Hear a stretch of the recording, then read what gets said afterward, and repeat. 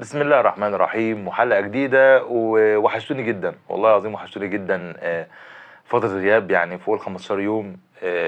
تعب طبعا، توقف دولي هو اللي ساعد بقى في الحوار ده، فاهم قصدي ازاي؟ جالي فترة تعب شوية، برد بقى، فاهم انت الحوار اللي كان ماشي في رمضان ده يعني. بس الحمد لله الواحد يعني قام بالسلامة الحمد لله. قلت طبعا في العيد بقى نبدأ حلقاتنا من جديد.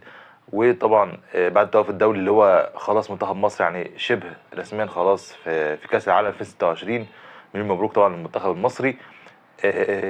عندك كمان شفنا ماتشات حلوة جدا في دوري أوروبية. شفنا يعني حاجات حصلت، أحداث حصلت من الأهلي والزمالك اللي طبعا اللجنه القانونيه واللجنه الاولمبيه واللجنه مش عارف المين واللي مين واللي مين.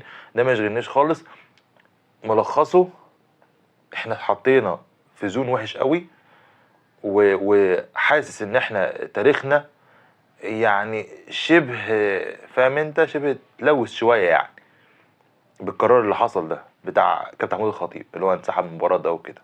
وانا قلت لك يعني منها انت بتحافظ على حقوق النادي ساعتها، بس انت كان ممكن تلعب الماتش عادي، بس انت تحافظ على حقوق النادي ماشي مفيش مشكله، بس حافظ على حقوق النادي وهات لي حقي.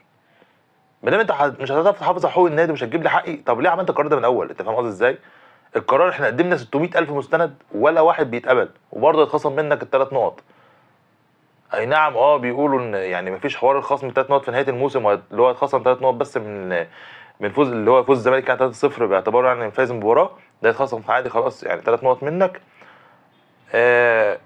بس فانت دلوقتي يعني مش عايز ادخل في حوار التفاصيل، عشان انا لو اتكلمت يعني ده النادي الاهلي مش حاجه صغيره يعني. تعال اكلمك طبعا عن موضوع حلقتنا النهارده، وهو احمد السيد زيزو اللي خلاص رسميا او بنسبه 90% في النادي الاهلي. قصه احمد السيد زيزو كامله بقى، هناخد استفاضه بقى في الكلام، واللي عنده طبعا راي يقوله طبعا في الكومنتات، انا معاكم وهرد عليكم باذن الله يعني. تعال ابدا لك باحمد السيد زيزو وبدايه مسيرته يعني. هو كان بيلعب في نادي وادي دجله، في الناشئين اتصعد صفوف النادي الاول يعني الفريق الاول. بعد كده طبعا احترف في بلجيكا، وبعد طبعا بلجيكا هو ما وفقش في الاحتراف ده. بعد كده رجع على نادي الزمالك 2018 اعتقد او 2019. زيزو بدأ طبعا بقى ان هو يظهر مع الزمالك، وتألق مع الزمالك وساهم معاهم في 2 كونفدرالية و2 سوبر افريقيا اعتقد. وعندك طبعا 2 دوري وكاس مصر باين 3 مرات ولا حاجه. فزيزو معاه بطولات مع نادي الزمالك الا دوري ابطال افريقيا، والا كاس عالم انديه طبعا يعني، ان هو ما يشاركش مع فريق في كاس عالم انديه. فزيزو بقاله حرفيا سنه في مشاكل مع اداره نادي الزمالك في حوار الفلوس والمستحقات الماليه بتاعته. دلوقتي زيزو خلاص هو فاضل في عقده من شهر واحد اللي فات 6 شهور، ويحق له ان هو يتفاوض مع اي نادي، يتفاوض طبعا مع الزمالك طبعا ساعتها، ويتفاوض مع اي نادي تاني مع نادي الزمالك، ده يحق له كامل متكامل يعني. فدلوقتي زيزو النادي الاهلي طبعا دخل في الصفقه، لان هو لاعب حر، يعتبر لاعب حر ومش لاعب على ذمه نادي الزمالك الا بس لما يخلص العقد بتاعه، ان هو يعني هو بيلعب نادي الزمالك دلوقتي، انما في 6 شهور دول هو مش لاعب في نادي الزمالك، هو لاعب حر، هو بس بيقضي ال6 شهور بتوعه في الباقي في عقده بس، مش اكتر ولا اقل. فيحق اي نادي ان هو يخش يتعاقد مع احمد سيد زيزو. دلوقتي الاهلي دخل في الصفقه. الصفقه اعتقد الراتب اللي بيتقال عليه دلوقتي هو 30 مليون شامل اعلانات، يعني 20 مليون و10 اعلانات او 15 اعلانات، ده اللي بيتقال يعني كراتب سنوي. انت فاهم قصدي ازاي؟ وده رقم مش قليل يعني، رقم كويس جدا. زيزو كان عايز في الزمالك 100 مليون فاعتقد كام في 3 سنين، اعتقد حاجه زي كده. 100 مليون في السنه، لو 100 مليون في السنه دي تبقى صعبه جدا، ده صعبه وشبه مستحيله، ده مفيش نادي يعملها دي، ده اوروبا بقى، عليكوا على اوروبا او عليك بقى على البلاد الدوري طبعا اللي هو الخليج وكده. انما في مصر صعب ان لاعب ياخد 100 مليون، لا دي مستحيله، حتى لو هو في النادي الاهلي. لو عايز 100 مليون يا باشا اتفضل امشي، انت هتمسكني ايدي بتوجعني. فدلوقتي زيزو عايز راتب عالي، فطبعا النادي الاهلي تواصل مع احمد زي زيزو ووالده، طبعا هو والده هو احمد سيد زيزو موكل والده في كل حاجه، في اللي هو يعني يتفاوض مع اي نادي، برضه يستلم الفلوس بتاعته، الحسابات بتاعته اللي في البنوك، كل حاجه. ابو احمد سيد زيزو هو ايه، او والده هو اللي ماسك له الحاجات بتاعته يعني. فدلوقتي تفاوض مع الوالد، وطبعا قبض، بيقولوا يعني انه قبض جزء من الفلوس، وباذن الله يعني خلاص احمد سيد زيزو ماضي 4 مواسم مع النادي الاهلي اعتبارا من كاس العالم للانديه باذن الله.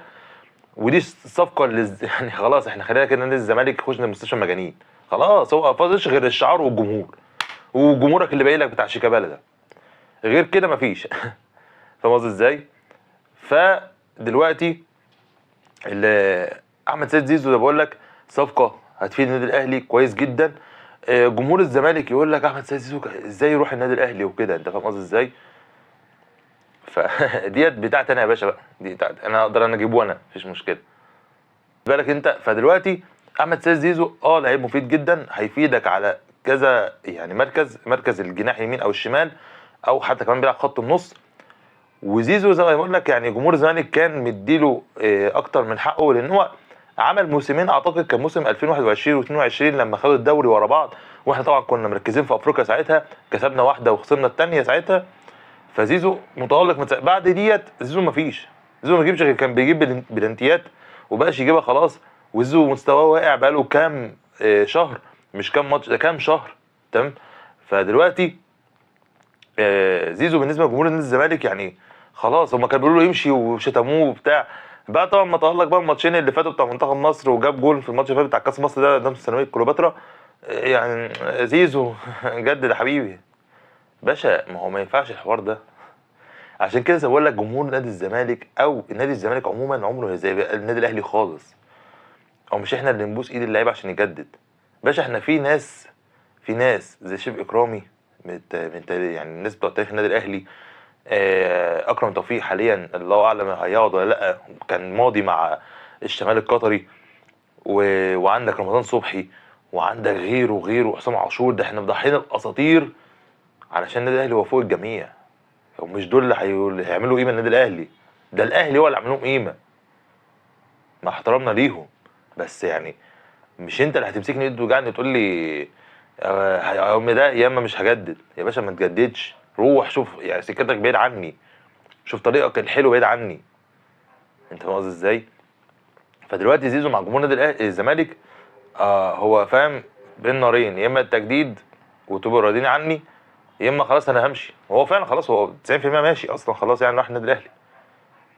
وانا شايف ان هو زيزو هيفيد الفريق جدا مع مدرب يكون عنده شخصيه وخبره، ويعرف يوظف زيزو صح، ويعرف يستغل قدراته صح.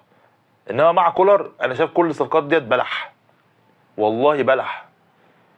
مفيش غير اشرف بن شرقي اللي هو شايلنا وبيجري بينا، يعني شايلنا على كتافه وبيجري بينا. فوزنا ماتش حرس الحدود، ماتش الزمالك جاب جول، يعني بن شرقي يعني كتر خير. ولسه في باذن الله ماتش بكره قدام الهلال في ذهاب دوري ابطال افريقيا الربع النهائي، وباذن الله النهارده هيبقى في حلقه التشكيله المتوقعه وطريقه اللعب باذن الله، وتستغل طريقه لعب الهلال وتضغط عليه ازاي. فدلوقتي انت الصفقات دي كلها مع مارسيل كولر مش هتنفع، لازم مدرب يبقى عنده شخصيه، مدرب عنده فكر، مدرب يبقى خلاص بقى تجدد الدم شويه. يعني مثلا كولر بقى له من 2022 او 2021، فخلاص 2022 فخلاص بقى يعني جدد، بقى له 3 سنين اهو جدد بقى، فاهم انت؟ هات واحد جديد، مدرب جديد كده سي في محترم، فاهم؟ ويقود الفريق كاس العالم للانديه باذن الله يعني. بس كده. فانا بقول لك دلوقتي زيزو خلاص في النادي الاهلي رسميا 4 مواسم براتب 30 مليون او 35 مليون سنوي. يا رب يطلع يعني، فاهم انت الكلام اللي هو صح، ان هو خلاص يعني مضى. كذا مصدر اكدوا على الحوار ده. باذن الله هنستنى الايام الجايه، وهيتم طبعا تثبيت طبعا الخبر ان هو خلاص ان هو مضى النادي الاهلي او لا. باذن الله الايام الجايه هنشوفها.